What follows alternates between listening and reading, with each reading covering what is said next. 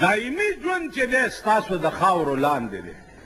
ما 3 مړي لیدلي دي، 3 مړي.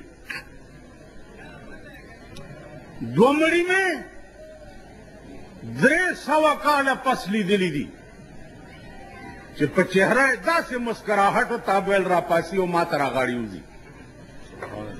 یو مړی مې 18 ورځې پس نوتیې په هدیره کې لیدلی دی، راویستو یې او کلي ته یې وړو. ما ورته ډېر څه ویلې چې مه یې وباسئ، ویل نه جي ته غږ مه کوه، زم لاړم ورپسې. چې د قبر ړومبۍ تخته یې را لرې کړه، په خدای قسم په کرسۍ ناست یم، دومره لړمان ترې راووتل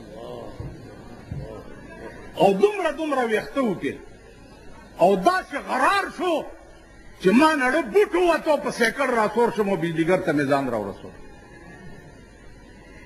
زمونږ قبرونه به د لړمانو ډیپو وي، زمونږ قبرونه به د اور تنور وي، څلور منواڼو باندې کار نه کېږي.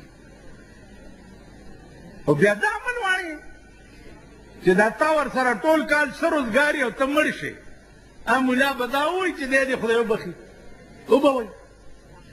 او سمان پوی کړي دي چې قرآن تلاوت وکړي، خپلو مړو پسې بخئ او روټۍ دې دلګانو نه وخورئ او پیسې هم ترې والئ نغدې. تاسو خیال راغی؟